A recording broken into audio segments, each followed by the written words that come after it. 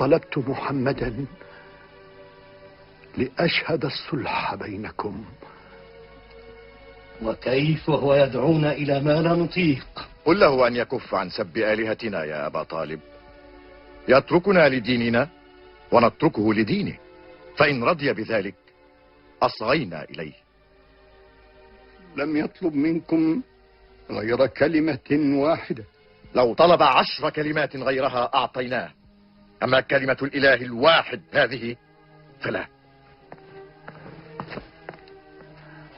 أتخشون أن تسمعوا إليه؟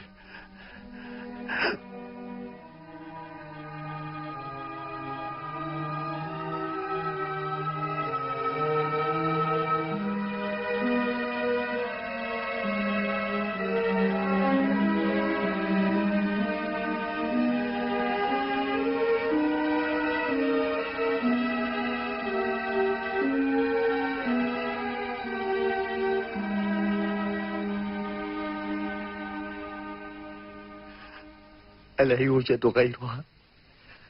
هذه المدينة الجحود الصماء. تكاثرت الأحزان. بالأمس ودعنا خديجة، كانت أما لي، واليوم أبا طالب.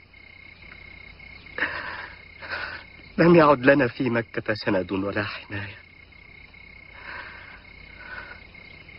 سنان، الرسول يريد أن يبتعد عن مكة الآن وبلا إبطاء. يريد أن يخرج إلى الطائف. الطائف حيث لا أبو سفيان ولا أبو جهل ولا أبو لهب.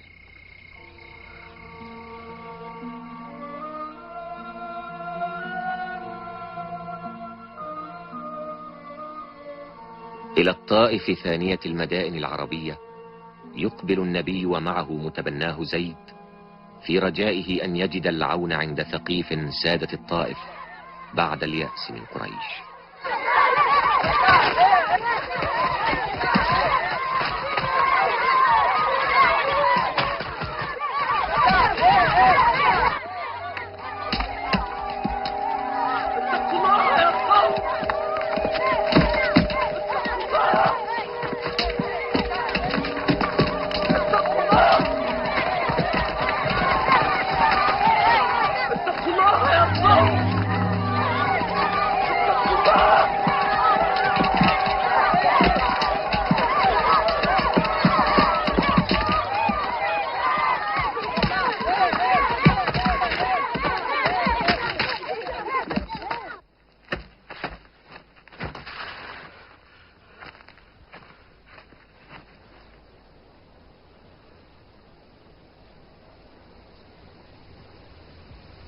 نصراني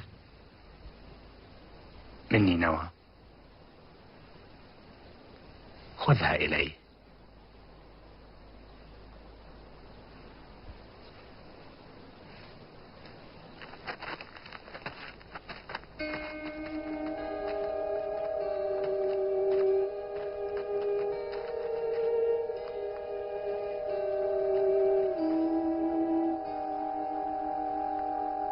الدماء تسيل من قدميه.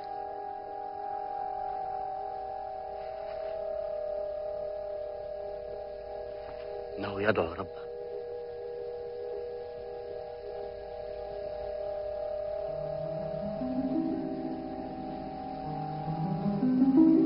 اللهم إليك أشكو ضعف قوتي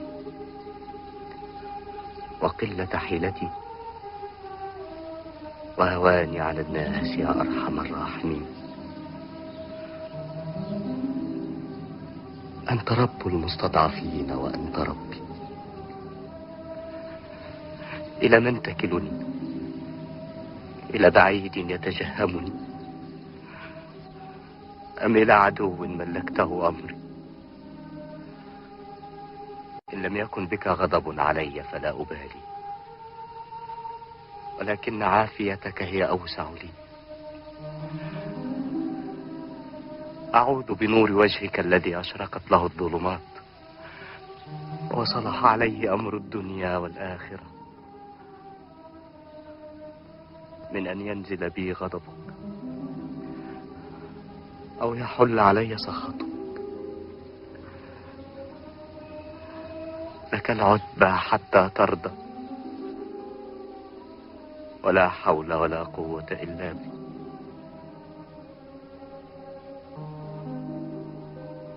أنصح بالرحيل. الطائف لم تعد مكانا آمنا.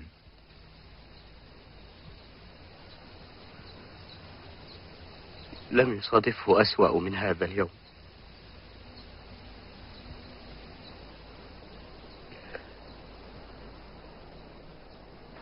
واستجاب الله لدعاء نبيه.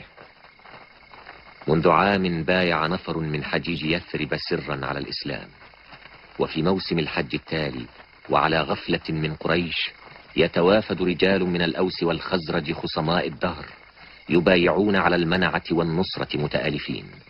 إنهم يرجون أن يهاجر النبي إليهم وينقذ مدينتهم من الأحقاد والدمار، لكن البيعة لا تتم حتى يعرفوا على ماذا يبايعون. مهلا يا قوم، إنكم تبايعون تناوئون المشركين من العرب كافة، تبايعون على أن يكون المؤمنون الغرباء إخوانكم والكافرون أعداءكم ولو كانوا ذوي قربى، تبايعون على تحطيم أصنامكم من الحجارة وتهشيم أوثانكم من الخشب وإلقائها في النار. يا قوم، إما أنكم تصبرون على كل ذلك فبايعوا، وإما أنكم قوم تخافون من أنفسكم فلا تبايعوا. والذي بعثك بالحق لنبايعن على أن نمنعك مما نمنع أنفسنا وأبناءنا وأهلينا. على هذا نبايع رسول الله، ومن نكث فإنما ينكث على نفسه. نشهد الله ورسوله، نحن الأوس والخزرج، أننا أنصار نبايع رسول الله على السمع والطاعة، على نصرة الإسلام بأنفسنا وأبنائنا وأموالنا، على أن نفتح قلوبنا وبيوتنا للمهاجرين إلينا من إخوة الإسلام.